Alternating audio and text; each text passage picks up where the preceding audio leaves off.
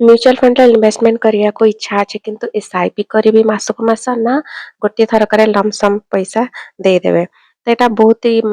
लोकंकर confusion थाए तो चलंत देखबा कोटा बेस्ट एक्चुअली एसआईपी हो जे आपण माने जोटा मंथली गोटे फिक्स्ड अमाउंट इन्वेस्टमेंट करंती तो आहा द्वारा कोन हुए ना मार्केट जदी केते बेले लो थाए ताले आपण मानकर अधिक यूनिट आपण माने पाई पारंती आ जदी मार्केट हाई थाए ताले आपण माने लो यूनिट्स पाई थांती तो ऑलमोस्ट आपण लॉन्ग रन जदी इन्वेस्टमेंट करी चलंती ताले सेटा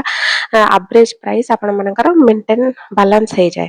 किंतु लमसम रे कोन हुए ना एटा पूरा आपनकर टाइमिंग ऊपर डिपेंड करे तो जदि मार्केट आपण माने ठीक रे रिसर्च करछंती आ मार्केट लो अछि आपण माने लमसम मानि ने तो 5 लाख 10 लाख टंका इन्वेस्टमेंट कर देले ताले इट्स बेस्ट ऑप्शन किंतु जदि आपण माने टाइमिंग ठीक नाही मार्केट हाई अछि आ सेतरे आपण माने लमसम रे इन्वेस्टमेंट कले ताले आपण को तो कम यूनिट मिलिबो तो सेटा बेस्ट ही हबो नै आपण माने बेसी रिटर्न पाई परिबे नाही तेणु मु सजेस्ट करिवि तो जदि आपण मानक पाखरे पैसा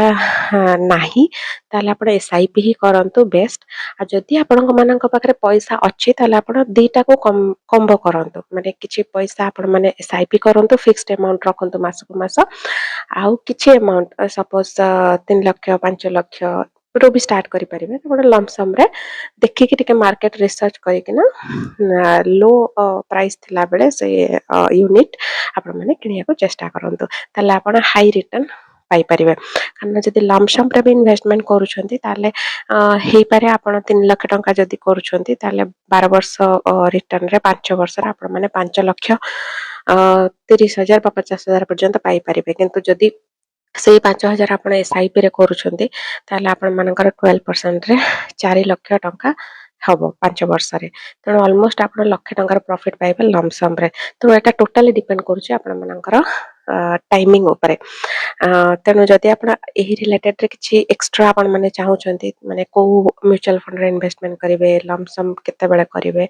तो मते कमेंट करंतु म्यूचुअल फंड मो सेतमे सेपरेट वीडियो नै आसबी एभली फाइनेंशियल टिप्स पे मो चैनल रुपी रहस्य को सब्सक्राइब करंतु भलरे रहंतु रहूची जय जगन्नाथ।